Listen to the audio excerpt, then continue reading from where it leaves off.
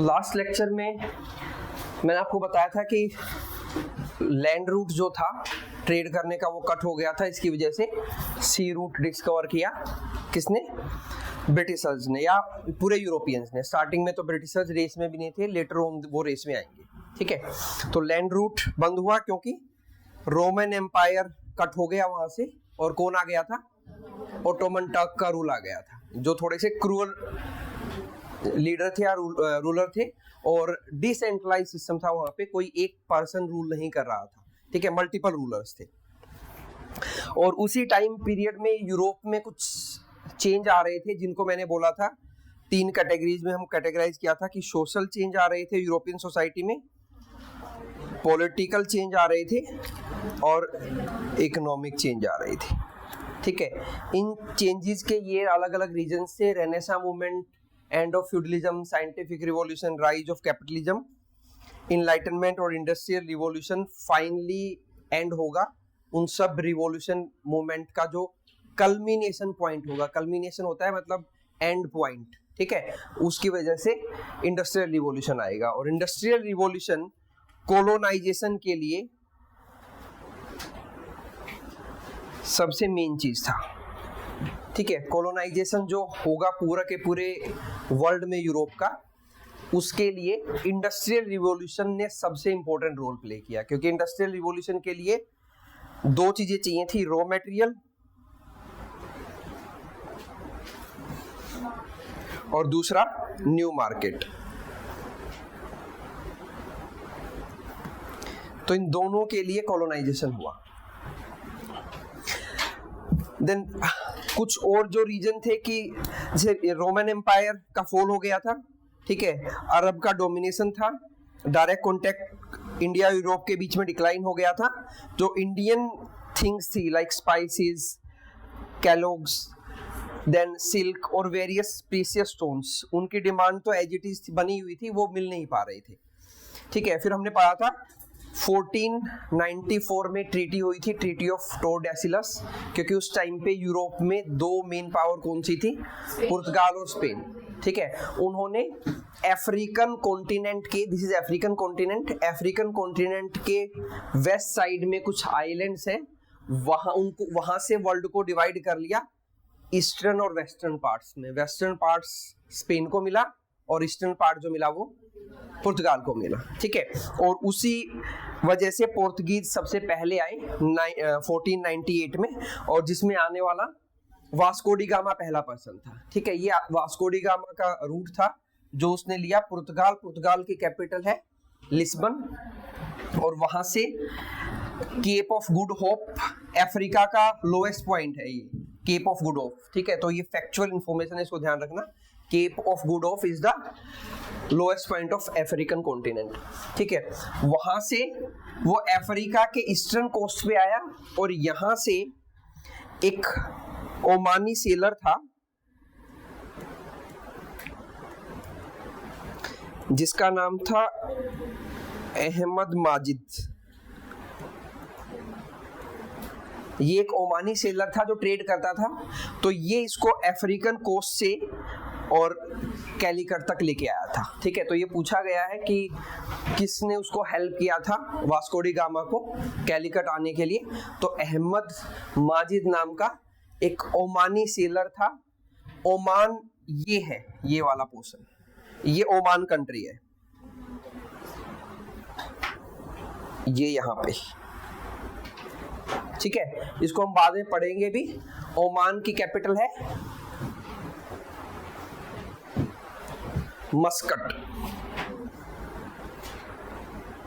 ठीक है, Indian history में इसका भी एक इंपॉर्टेंट रोल होगा, मॉडर्न इंडियन हिस्ट्री में बाद में हम पढ़ेंगे, जब टीपू सुल्तान को पढ़ेंगे तो मस्कट पढ़ेंगे उस टाइम पे। ठीक है, तो यहाँ पे ओमान है, तो यहाँ ओमानी सेलर था अहमद माजिद, उसने हेल्प की थी वास्को डी गामा को कैलिकट तक आने के लिए। ठीक है, उस टाइम पे कैलिकट में जो रूल कर रहा था उसका नाम था किंग जमोरिन।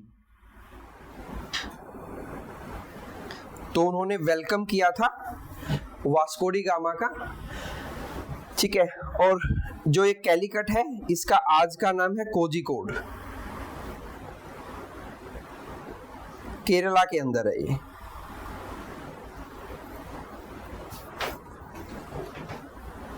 ठीक है, और इसके बाद जब ये वापस गया था वास्को डी गामा, तो इसने जो पूरा टूर किया था उसका अराउंड 60 टाइम्स 60 गुना प्रॉफिट लिया था इसने, जो भी सामान ये लेके गया था। तो वहां पे जाके पूरा इस बात की चर्चा हुई कि इतना ज्यादा प्रॉफिट हुआ है, तो उसकी वजह से फिर और ज्यादा सेलर्स मोटिवेट हुए आने के लिए, और फिर धीरे धीरे ये जो रूट है वो परमानेंट हो गया। ठीक है, बाद में लेटर ऑन हम पढ़ेंगे, यहां से भी एक कैनाल ओपन होगी। ये अफ्रीका है और ये इजिप्ट कंट्री है, दिस इज इजिप्ट।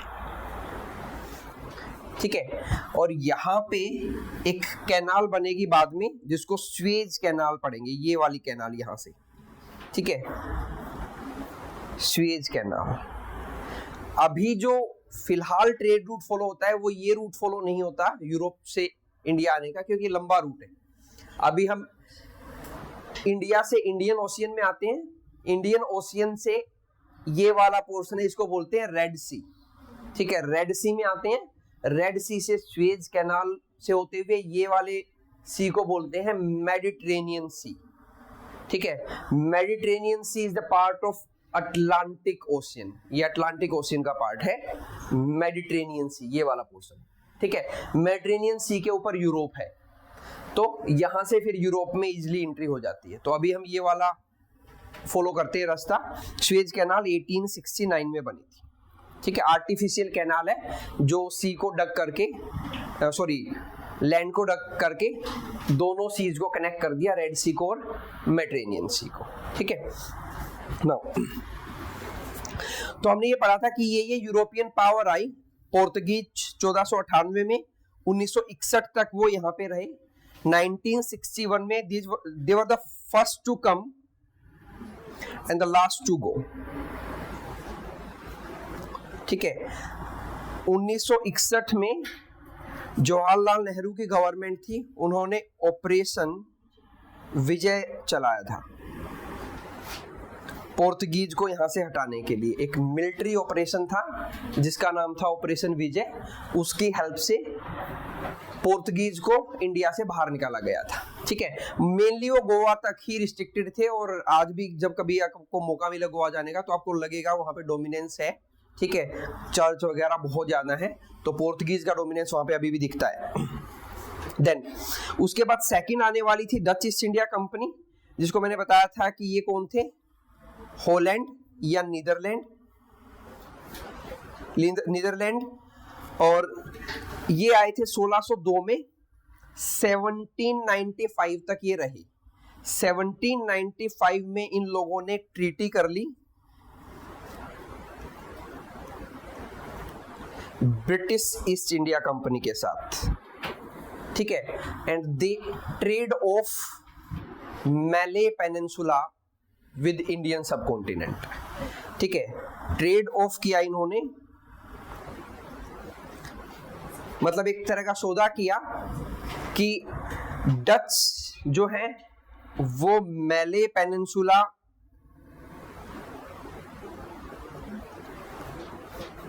से ट्रेड करेंगे। मैले पेनिनसुला थाईलैंड का पार्ट है मॉडर्न टाइम, आज का जो थाईलैंड है उसका पार्ट है मैले पेनिनसुला। ठीक है, तो इन्होंने ट्रेड ऑफ कर लिया था ब्रिटिशर्स के साथ कि हम मैले पेनिनसुला से ट्रेड करेंगे। रीजन बीइंग कि उस टाइम पे डच एक बड़ी पावर थी और ब्रिटिशर्स उतनी बड़ी पावर नहीं थी, और इस ट्रेड में इनिशियली तो ब्रिटिशर्स को घाटा हुआ था, क्योंकि उनको नहीं पता था फ्यूचर में जाके कि इंडिया का टेक्सटाइल बिजनेस इतना बड़ा बन जाएगा कि पूरे यूरोप में उसी की डिमांड रहेगी। ठीक है, तो इनिशियल जो बैटल थी स्पाइसेस के लिए ज्यादा थी। ठीक है, तो बाद में जो टेक्सटाइल का बिजनेस था इंडिया का वो बहुत बड़ा बन गया, लेकिन जब ब्रिटिशर्स ने ट्रेड किया था तो तब उनको नहीं पता था कि हम लोग इतना बेनिफिट ट्रेड ले रहे हैं, उनको लग रहा था कि हम लोगों को नुकसान हो रहा है। But there was certain reason, हम उसमें वर्ल्ड हिस्ट्री के उन रीजंस में नहीं जाएंगे, बस हमें इतना ध्यान रखना है कि जो डच ईस्ट इंडिया कंपनी है उसको इंडिया से बाहर करने के लिए उस टाइम पे ब्रिटिश ईस्ट इंडिया कंपनी ने ट्रेड ऑफ किया कि इंडिया में टेक्सटाइल बिजनेस हमारा और मैले पेनिनसुला का स्पाइसेस बिजनेस आपका, और उस टाइम पे spices business was much more lucrative than the Indian textile business. तो उन्होंने खुशी खुशी ले लिया, क्योंकि ब्रिटिशर्स मैले पेनिनसुला पे ब्रिटिशर्स भी थे और डच भी थे, तो उन्होंने बोला कि हम अपनी जगह वहां पे आपको दे देंगे, आप इंडिया में हमें दे दो, ठीक है। Then Danish East India Company जो है ये कुछ ज्यादा नहीं कर पाई इंडिया में, ठीक है। ये ओपन करेंगे अपनी फैक्ट्री ट्रैंक्यूबर जो कि तमिलनाडु में है, और लेटर ऑन बंगाल में एक प्लेस है श्रीरामपुर, ये इनका मेन डेस्टिनेशन था बंगाल के अंदर, ठीक है। तो ये ज्यादा कुछ नहीं कर पाएंगे, और बाद बेसिकली ये होगा कि जो डेनिश थे यूरोप में, उनकी डेनिश ईस्ट इंडिया कंपनी को कोई फाइनेंशियल क्राइसिस में वो आ जाएगी, इस वजह से वो भी ब्रिटिशर्स के साथ ट्रेड ऑफ करेंगे कि आप हमारा जो श्रीरामपुर का फैक्ट्री है वो आप बाई कर लो, ठीक है, और हम इंडिया से मूव आउट कर जाएंगे। तो श्रीरामपुर जो है वो ट्रेड ऑफ कर लेंगे इन एक्सचेंज ऑफ मनी, पैसे की उसमें करेंगे वो, ठीक है। तो British east India company Dutch east India company को बाहर कर देगी, डेनिश ईस्ट इंडिया कंपनी को बाहर कर दिया, पोर्तुगीज के साथ मैट्रिमोनियल अलायंस होंगे।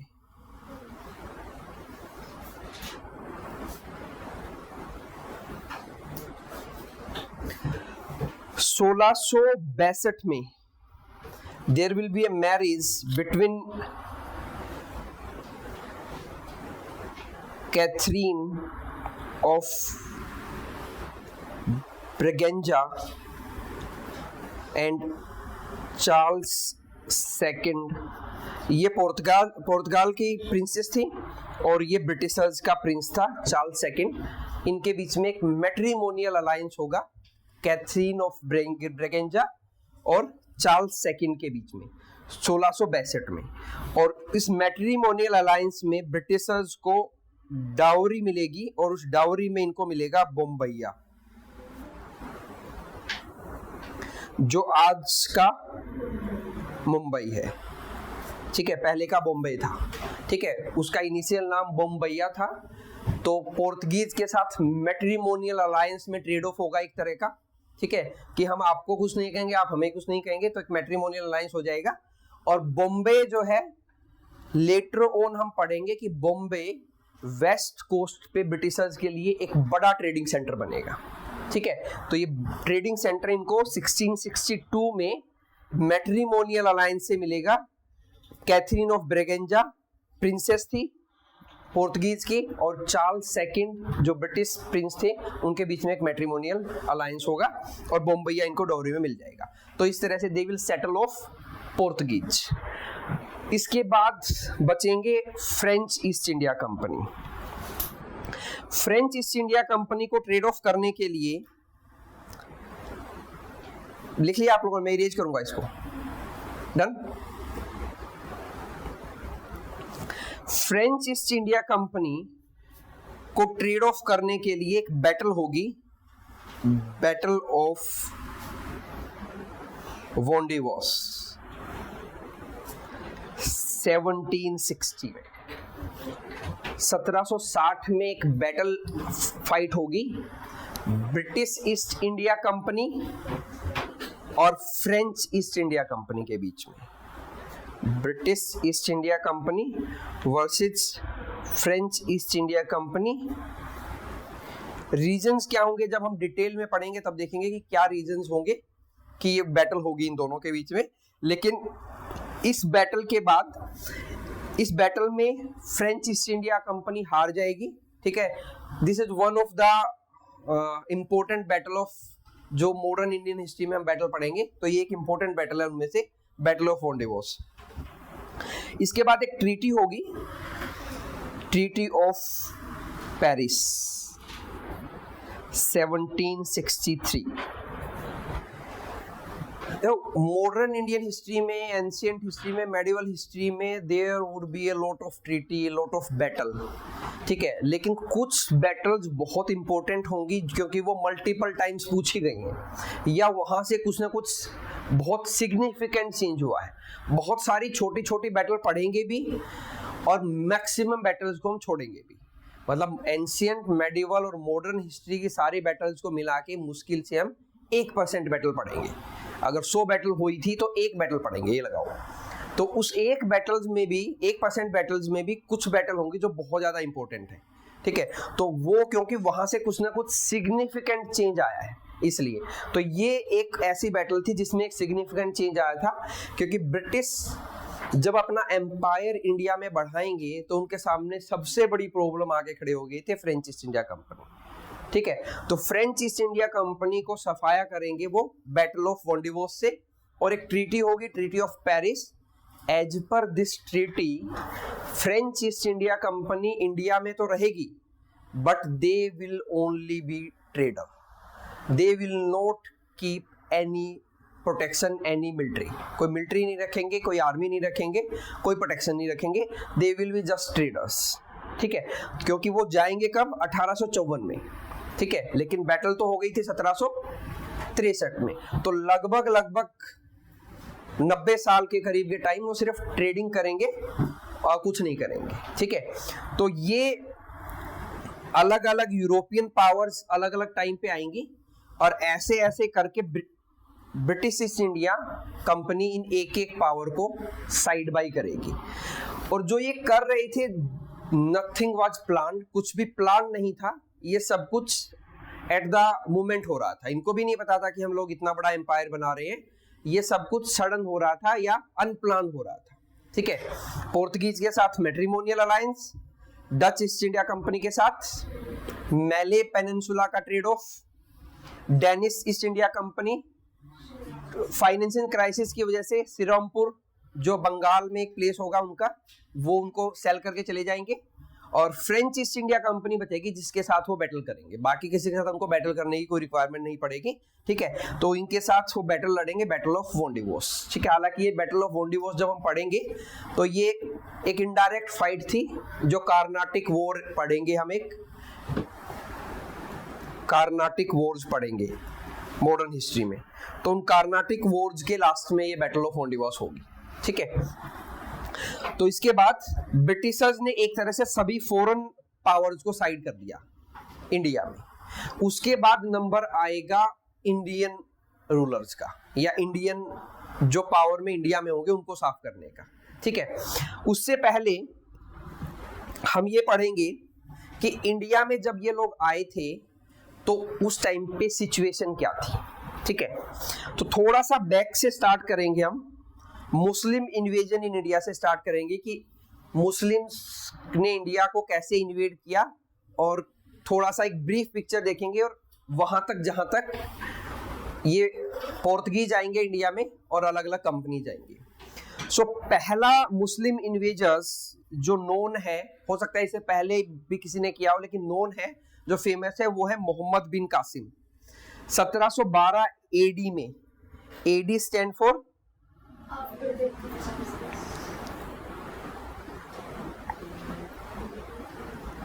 एनो डोमिनी, ये इसकी फुल फॉर्म है। अभी एडी की जगह इसका मतलब है year starting from the birth of Jesus Christ, ठीक है। तो वहां से हम एडी पढ़ते हैं, ठीक है, एनो डोमिनी। अभी इस एडी को नहीं पढ़ते, अभी इस एडी को हिस्टोरियन ने चेंज कर दिया है सीई में। सीई का मतलब है कॉमन एरा, ठीक है। तो आप कहीं एडी पढ़ो या सीई पढ़ो, वो सेम चीज है, ठीक है।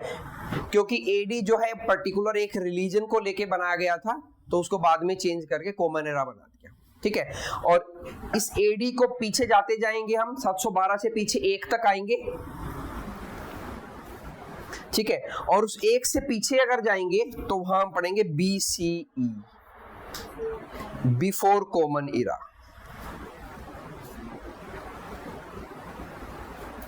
तो जहां पे भी आपको लिखा मिले कि 1000 BCE, तो मतलब बिफोर कॉमन इरा से 10,000 साल पहले की बात कर रहे हैं वो, ठीक है। कॉमन एरा को स्टार्ट माना जाता है जीसस क्राइस्ट के बर्थ के साथ। ये कंसेप्ट स्टार्ट किया था क्रिश्चियंस ने, क्योंकि उस टाइम क्रिश्चियन वर्ल्ड का डोमिनेंस था, क्रिश्चियन का डोमिनेंस था वर्ल्ड में, ठीक है। लेकिन बाद में उसको हिस्टोरियंस ने चेंज कर दिया।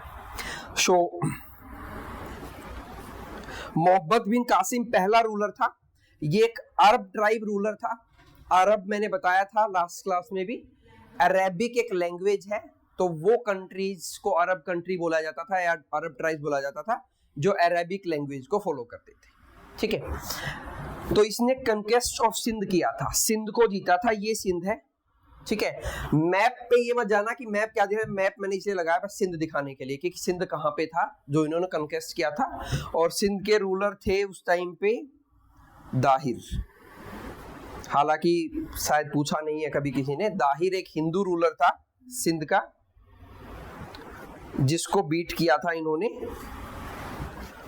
और सिंध पे कंक्वेस्ट किया था। ये मुस्लिम इन्वेजन्स पहला माना जाता है इंडिया में। देन इसके बाद 1010 से 1025 तक बड़ा जो मुस्लिम इन्वेजन हुआ था वो किया था महमूद ऑफ गजनी ने। महमूद ऑफ गजनी ये एक टर्क रूलर था, ठीक है। टर्क भी जो टर्किश है, अरेबिक और टर्किश, तो ये दो अलग अलग लैंग्वेज हैं, तो वहीं से आया है, ठीक है। टर्किश रूलर था और इसने इंडिया को रेड किया। मतलब ये सिर्फ लूटपाट के लिए इंडिया में आता था, प्लंडरिंग के लिए। दो काम मुस्लिम इन्वेजन जब हुए ना इंडिया में, तो दो चीजों के लिए हुए थे। एक तो प्लंडरिंग होती थी और दूसरा spread of Muslim as a religion, Islam बोलो, स्प्रेड ऑफ इस्लाम। तो इस्लाम को स्प्रेड करना है, ठीक है, और प्लंडरिंग करना है। तो इस चीज के लिए स्टार्टिंग के कई साल तक तो इस तरह से इंडिया में वो होगी, प्लंडरिंग होगी। सो मोहम्मद ऑफ गजनी ही रेडेड इंडिया 17 टाइम्स। 17 बार वो उसने इंडिया को रेड किया। और जो उसकी लास्ट रेड थी 1025 में सोमनाथ टेम्पल, जो सबसे फेमस उसका प्लंडर माना जाता है, और सोमनाथ टेम्पल है गुजरात में, ठीक है। सोमनाथ टेम्पल किसका टेम्पल है? हाँ, लॉर्ड शिव का टेम्पल है। इंडिया में टोटल 12 ज्योतिर्लिंग हैं, ठीक है, जो शिव को डेडिकेटेड हैं। तो उनमें से एक ज्योतिर्लिंग है सोमनाथ गुजरात में, ठीक है। बाकी आर्ट एंड कल्चर में आप उनको पढ़ोगे, हालांकि 12 के 12 तो याद करना लगभग इम्पॉसिबल सा काम होता है, लेकिन आर्ट एंड कल्चर में पढ़ोगे तो एक ध्यान रखना पड़ेगा कि ये 12 है, ठीक है। तो 12 ज्योतिर्लिंग में से एक ज्योतिर्लिंग था सोमनाथ टेम्पल। तो वहां पे बहुत सारा एक तरह से बुलियंस जो थे, प्योरेस्ट फॉर्म ऑफ मेटल बहुत सारी थी, ठीक है, रिच होते थे उस वक्त इंडिया के टेम्पल। तो यहाँ पे उसने सबसे बड़ी लूट की थी, ठीक है। तो ये क्वेश्चन पूछा जा चुका है। और इसके बाद वो नहीं आया क्योंकि ही डाइड 1025 के बाद उसकी डेथ हो गई। देन उसके बाद नेक्स्ट जो इन्वेजन हुआ मुस्लिम्स का वो था मोहम्मद गोरी का, ठीक है। मोहम्मद गोरी एक अफगानिस्तान का रूलर था, घुरिद डायनेस्टी से बिलोंग कर रहा था। घुरिद डायनेस्टी थी इसकी, बाकी डिटेल में आप उसमें मेडिएवल हिस्ट्री में इनको पढ़ोगे। घुरिद डायनेस्टी थी। इसने इंडिया में इन्वेड किया महमूद ऑफ गजनी के बाद, और इसने फाइट की बैटल ऑफ तेरेन। ये काफी फेमस बैटल है, 2 बैटल फाइट की इसने, फर्स्ट बैटल ऑफ तेरेन और सेकंड बैटल ऑफ तेरेन। फर्स्ट हुई थी 1191 में और सेकंड हुई थी 1192 में। ऑब्वियस है सी लिख लो या एडी लिख लो, नॉर्मली तो एडी ही लिखते हैं लेकिन सी भी लिख सकते हो, ठीक है। और ये किसके अगेंस्ट में लड़ा था? ये एक राजपूत रूलर के अगेंस्ट में लड़ा था,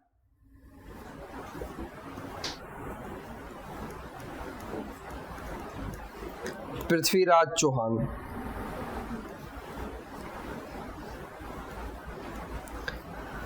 फर्स्ट बैटल ऑफ तेरीन में तो पृथ्वीराज चौहान ने इसको डिफीट कर दिया था, but in second battle he couldn't defeat, ठीक है। तो उसके बाद एक तरह से मुस्लिम्स की दूसरी बार कंक्वेस्ट के इरादे से इंडिया में एंट्री हुई थी मोहम्मद गोरी की। लेकिन मोहम्मद गोरी जो था वो अपने साथ, मोहम्मद गोरी क्या, मोस्ट ऑफ द मुस्लिम जो रूलर थे वो अपने साथ स्लेव रखते थे। स्लेव रखने का एक पर्पज मुस्लिम्स रूलर का ये भी था कि मुस्लिम्स में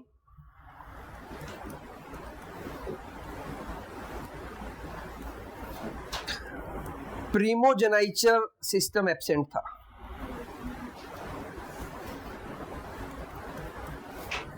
ठीक है, मुस्लिम्स के अंदर प्रीमोजेनाइचर सिस्टम एब्सेंट था। अब ये प्रीमोजेनाइचर सिस्टम क्या होता है? It says that eldest male son will overtake father's empire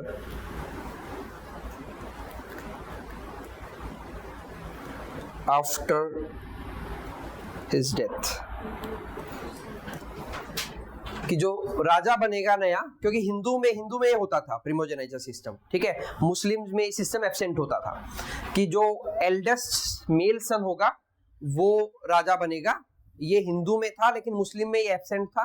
तो मुस्लिम्स में आपस में ही भाइयों के बीच में लड़ाई होती थी, ठीक है, तो उसके लिए वो स्लेव्स रखते थे, क्योंकि उनको माना था कि स्लेव्स जो है हमने उनको खरीदा है तो वो ज्यादा वफादार होंगे एज कंपेयर टू किसी और पर्सन के। ठीक है, तो मोहम्मद गोरी अपना एक स्लेव जो है वो इंडिया में रीइंस्टेट करेंगे जिसका नाम होगा कुतुबुद्दीन ऐबक।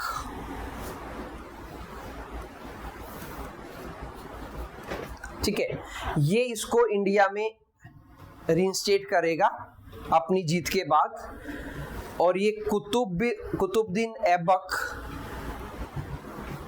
इंडिया में दिल्ली सल्तनत को स्टार्ट करेगा। दिल्ली सल्तनत मेडिवल हिस्ट्री का एक बड़ा एम्पायर है जो हम पढ़ेंगे, मतलब था। ठीक है, दिल्ली सल्तनत का पहला किंग था कुतुबुद्दीन ऐबक। ये वही पर्सन है जिसने कुतुब मीनार बनाया है। ठीक है, तो इंडिया में जो कुतुब मीनार है वो इसी पर्सन ने बनवाया है। तो he was the first king. क्योंकि ये स्लेव था तो यहां से इंडिया में स्लेव डायनेस्टी की स्टार्ट मानी जाती है,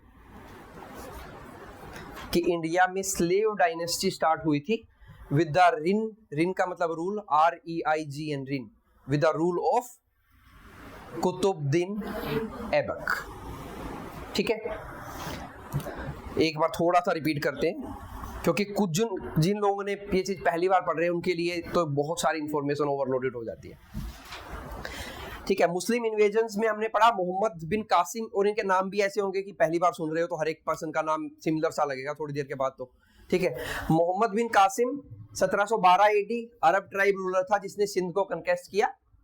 ठीक है, एक हिंदू रूलर धाइर से। इसके बाद 1010 से 1025 तक मोहम्मद ऑफ गजनी जो थे उसने प्लंडर किया। अब कहोगे क्या इनके बीच में कोई नहीं आए होंगे, लेकिन हमें एक सर्टेन पोर्शन ही पढ़ना होता है तो हम मेन पर्सन्स को कवर करेंगे। उसने, वो टर्किश रूलर था। ठीक है, 17 टाइम्स इंडिया को रेड किया, प्लंडर किया, लूटपाट के लिए आता था, पैसे लूट के लेके चला जाता था। ठीक है, जो उसकी सबसे फेमस रेड मानी जाती है वो मानी जाती है उसकी लास्ट रेड जो थी 17th, जो सोमनाथ टेम्पल में की थी गुजरात में, और सोमनाथ टेम्पल 12 ज्योतिर्लिंग में से एक है इंडिया में। ठीक है, देन उसके बाद नेक्स्ट जो मुस्लिम इन्वेजन हुआ वो किया मोहम्मद गोरी ने।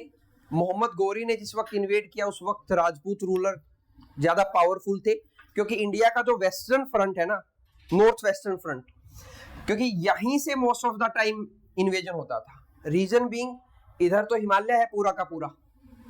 ठीक है, हिमालयन रेंज इवन यहाँ तक है, और ये जो अंडमान निकोबार है ये भी हम पढ़ेंगे, ये भी हिमालयाज की ही एक्सटेंशन है, ज्योग्राफी में पढ़ेंगे। ठीक है, तो और बाकी एरिया में तो वाटर था। ठीक है, तो यहां से ही सेंट्रल एशिया से इन्वेजन का रास्ता खुलता था, और तो डायरेक्ट कोई लिंक था ही नहीं। तो जब इंडिया में नॉर्थ वेस्ट फ्रंटियर पे वीक रूलर आएगा तब इंडिया में इन्वेजन होगा। ठीक है, तो इस फ्रंट को प्रोटेक्ट करना सबसे इंपॉर्टेंट माना जाता था किसी भी रूलर के टाइम पे। कोई भी इंडिया को रूल कर रहा था तो वो इस फ्रंट को प्रोटेक्ट कर रहा था, ठीक है। देन तो उसने 17 बार प्लंडर किया। फिर मोहम्मद गोरी आया। मोहम्मद गोरी ने अफगान का रूलर था, उसने पृथ्वीराज चौहान के साथ 2 बैटल फाइट की। फर्स्ट बैटल 1191 में, जिसको बोलते हैं first battle of Tarain. Second battle of Tarain 1192 में। दोनों पृथ्वीराज चौहान के साथ फाइट की। पहली बैटल में वो हार गया, सेकंड बैटल में वो धोखे से जीत गया था, ठीक है। वो उसको पढ़ेंगे मेडिवल हिस्ट्री में। तो यहाँ पे इसकी जीत के बाद नॉर्थ वेस्ट फ्रंट, जहाँ पे जो राजपूत थे वो फ्रंट वीक हो गया था, ठीक है। तो इंडिया में एंट्री का एक रास्ता खुल गया था। और इस्लाम जो है वो अपने आप को फैलाना चाहता था। ये उनका हमेशा से ही टेंडेंसी थी कि हमें इस्लाम को फैलाना है, ठीक है। तो हमारा most of the time north west frontier से आएंगे।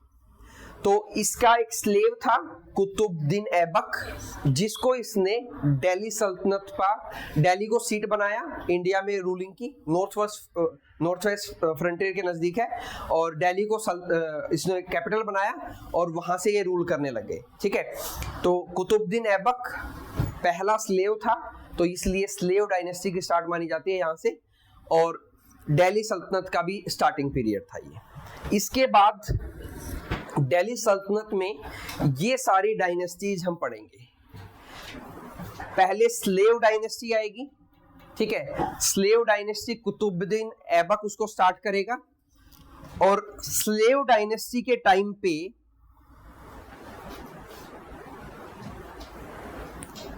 चंगेज खान जो है वो इंडिया की तरफ आएगा, ठीक है। जिस टाइम पे स्लेव डायनेस्टी होगी इंडिया में, उस टाइम पे चंगेज खान जो कि पहला मंगोल रूलर था, ठीक है, और पहला खान रूलर था मंगोल का, तो वो इंडिया की तरफ आएगा। लेकिन जो कुतुबुद्दीन ऐबक का सन इन लॉ उस टाइम पे रूल कर रहा होगा, इल्तुतमिश नाम का एक पर्सन, हम पढ़ेंगे। नाम ना याद रहे कोई बात नहीं, ज्यादा भी टेंशन मत लेना। धीरे धीरे ये नाम आपको लगेंगे कि जो सर बता रहे थे वो तो इजी थे, बाकी जो पढ़ने पड़ रहे हैं वो मुश्किल हो रहे हैं, ठीक है। ये तो मेन नाम है। इल्तुतमिश एक बहुत फेमस नाम है मेडिवल हिस्ट्री का, जो बहुत बार पढ़ोगे, ठीक है। तो इल्तुतमिश रूल कर रहा था उस टाइम पे, और मंगोल से कोई एक ट्रेटर भाग के इंडिया की तरफ आ रहा था और चंगेज खान उसके पीछे था। तो इल्तुतमिश ने उसको आना अलाउड नहीं किया इंडिया में, जिसकी वजह से इस चीज को ध्यान में रखते हुए चंगेज खान ने इंडिया में एंट्री नहीं की थी, ठीक है। कि ठीक है, आपने मेरे दुश्मन को नहीं आने दिया, ठीक है, तो मैं इसकी रिस्पेक्ट रखते हुए वो इंडिया नहीं आया था। तो चंगेज खान कभी इंडिया नहीं आया, ठीक है। लेकिन बाद में उसका डिसेंडेंट, चंगेज खान का एक डिसेंडेंट तैमूर इंडिया में आएगा, ठीक है। और ये तैमूर जब इंडिया में आएगा, उस टाइम पे तुगलक डायनेस्टी चल रही होगी, और एक पर्सन होगा मोहम्मद शाह तुगलक, ठीक है। इसको बाद में भी पढ़ेंगे हम, इनको जब डिटेल में पढ़ेंगे। तो मोहम्मद शाह तुगलक के टाइम पे तैमूर इंडिया में आएगा और वो इन्वेड करके चला जाएगा, ठीक है। और बाद में ये चंगेज खान और तैमूर, इन दोनों का डिसेंडेंट था बाबर, ठीक है। जो लोधी डायनेस्टी का लास्ट रूलर था इब्राहिम लोधी वर्सेस बाबर, एक बैटल होगी जिसको हम जानते हैं first battle of Panipat. Babur India में अपने आप नहीं आया था, लोधी क्योंकि इन डायनेस्टीज में एक दूसरे के अगेंस्ट में कोई ना कोई रहता ही था। तो इब्राहिम लोधी का जो चाचा था, उनके अंकल दौलत खान लोधी, ही invited Babur to attack India. उसको लगता था कि ये सेंट्रल एशियन ट्राइब्स के रूलर थे, आएंगे प्लंडर करके चले जाएंगे, तो उसको ये नहीं पता था कि ये परमानेंटली यहीं सेटल हो जाएगा, ठीक है। ही इनवाइटेड, लेकिन बाद में ही रियलाइज कि ये तो यहीं पे आके रुक गए, ठीक है। तो इब्राहिम लोधी के साथ फर्स्ट बैटल ऑफ पानीपत होगी, ठीक है। पानीपत में बैटल 3 लड़ी जाएंगी total.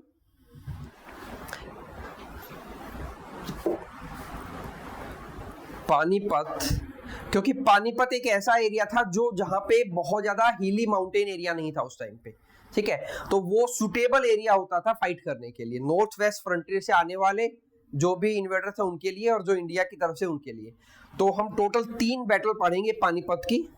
First battle of Panipat हो गई बाबर वर्सेस इब्राहिम लोदी, ठीक है, 1526 में। सेकंड बैटल पढ़ेंगे किस किस के बीच में? Hemchandra Vikramaditya, popularly name as Hemu, versus Akbar, ठीक है। अकबर तो उस वक्त एज में बहुत छोटा था, तो उसका एक जो उसको केयर टेकर था बैराम खान, वो बेसिकली ये फाइट करेगा, ठीक है। और बहुत नैरो मार्जिन से, मतलब गलती से हेमू विक्रमादित्य की आंख में एक तीर लग जाएगा, इस वजह से वो बैटल हार जाएगा, अदरवाइज वो बैटल हारने की कंडीशन में था नहीं, ठीक है, ये हम पढ़ेंगे बाद में। देन उसके बाद थर्ड बैटल ऑफ पानीपत पढ़ेंगे। थर्ड बैटल ऑफ पानीपत होगी बिटवीन मराठा वर्सेस अहमद शाह अब्दाली,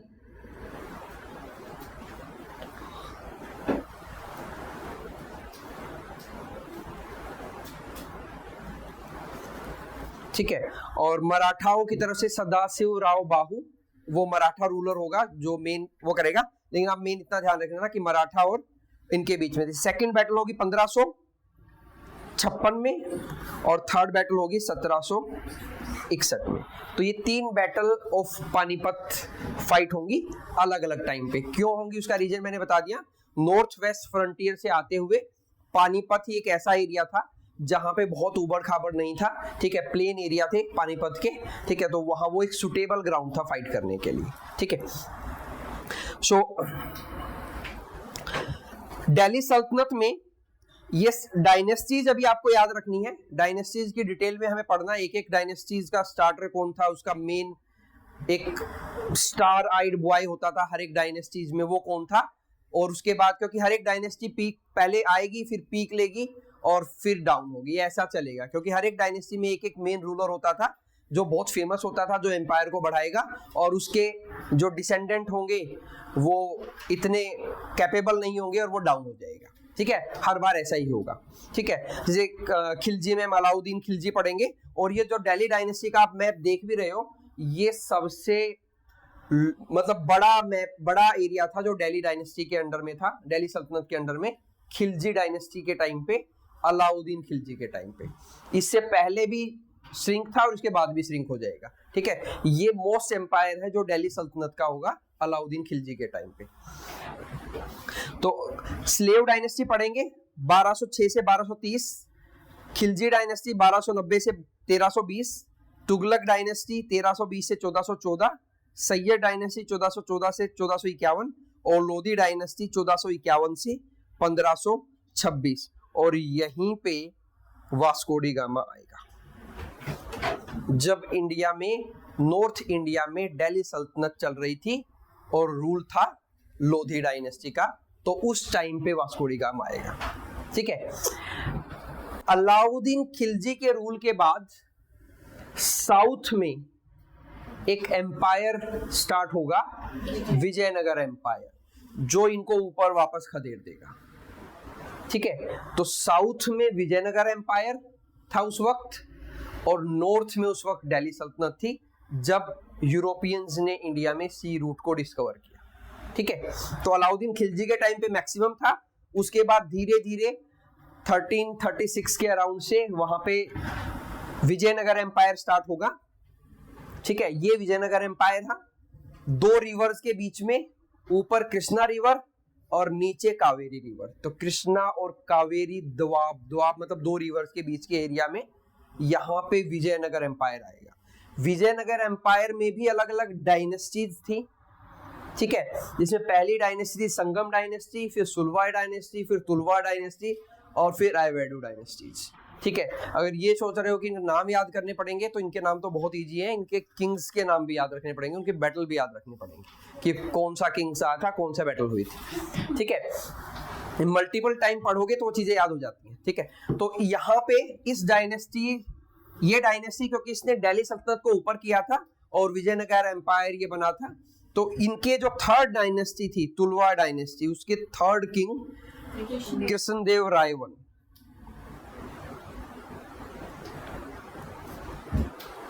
ठीक है, ये सबसे फेमस किंग थे इस डायनेस्टी के। जैसे दिल्ली सल्तनत में अलाउद्दीन खिलजी सबसे फेमस था, मुगल एम्पायर में अकबर सबसे फेमस था, तो ऐसे ही कृष्णदेव राय सबसे फेमस किंग थे, तुलवा डायनेस्टी के थर्ड किंग होंगे वो। और विजयनगर एम्पायर को बनाया था हरिहरा एंड बुक्का, दो भाई थे, इन्होंने बनाया था। ठीक है, तो these were the founder of Vijayanagara empire. तो विजयनगर एम्पायर भी हम मेडिवल हिस्ट्री में ही मोस्टली पढ़ेंगे।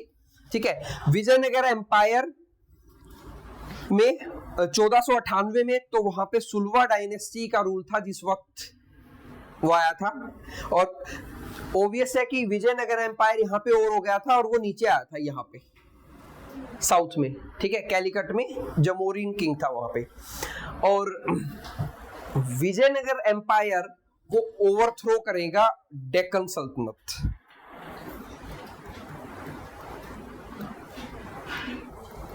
जैसे हमने दिल्ली सल्तनत पढ़ा, ऐसे ही एक और ग्रुप ऑफ डायनेस्टीज पढ़ेंगे हम डेक्कन सल्तनत के नाम से, वो विजयनगर एम्पायर को साफ कर देंगे। ठीक है, उनमें बहमानी सल्तनत एक थी।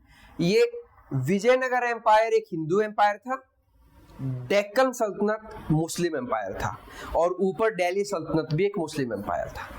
ठीक है, so this was the most probably the last known और इतना बड़ा हिंदू एम्पायर। ठीक है, उसके बाद तो ब्रिटिशर्स जो है वो ओवरटेक कर लेंगे। मराठाज कोशिश करेंगे बनने की बड़ा, लेकिन वो बन नहीं पाएंगे बड़ा। ठीक है, मराठा इस रीजन में बड़ा बनेंगे, ये वाला रीजन। हाँ, जमोरिन तो एक छोटा सा किंग था, एक छोटे से कैलिकट का। ठीक है, वो कोई बहुत बड़ा वो नहीं था। ठीक है, तो दिल्ली सल्तनत और विजयनगर एम्पायर ये दो एम्पायर थे जिस वक्त यूरोपियन पावर इंडिया में आई। ठीक है, ये बैटल ऑफ तीन बैटल ऑफ पानीपत लड़ेगी। सबसे बड़ी पहली बैटल थी फर्स्ट बैटल ऑफ पानीपत 1526 में। बाबर विल डिफीट इब्राहिम लोधी, और वहां से इंडिया में मुगल एम्पायर स्टार्ट हो जाएगा। मुगल एक टर्किश वर्ड है जिसका नाम है मंगोल। ठीक है, तो मंगोल डिसेंडेंट के पर्सन्स थे, तो इसलिए इनको मुगल्स बोला जाता है। ठीक है, उसमें बाबर सबसे पहला रूलर होगा, फिर बाबर का बेटा हुमायूं के रिन में रूल में एक गैप होगा, क्योंकि इस टाइम पे एक हिंदू एक रूलर जो था शेरशाह सूरी, वो यहाँ पे आएगा और वो रुपया जो है पहली बार वो बनाएगा। ठीक है, ये चीजें दोबारा भी पढ़ेंगे हम, तो अभी तो जो लिख रखा है उसको याद कर लेना। एक्स्ट्रा इंफॉर्मेशन कर पाओ तो ठीक है, नहीं तो ये सब दोबारा पढ़ेंगे। ठीक है, बाबर, फिर हुमायूं का बेटा अकबर लॉन्गेस्ट मुगल रूलर।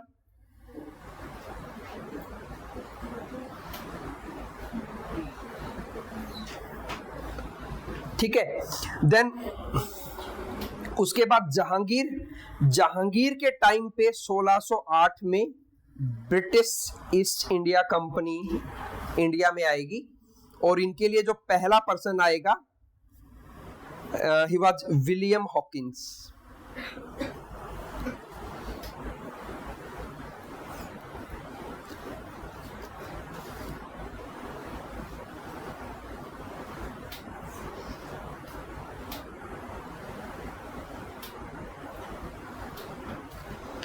और वो जिस शिप पे आएगा उस शिप का नाम था हेक्टर। ठीक है, देन उसके बाद शाहजहां के बाद औरंगजेब, और औरंगजेब की डेथ होगी 1707 में। ठीक है, औरंगजेब अपने आप को बोलता था आलमगीर, इसका नाम था आलमगीर। आलमगीर का मतलब होता है लॉर्ड ऑफ द वर्ल्ड।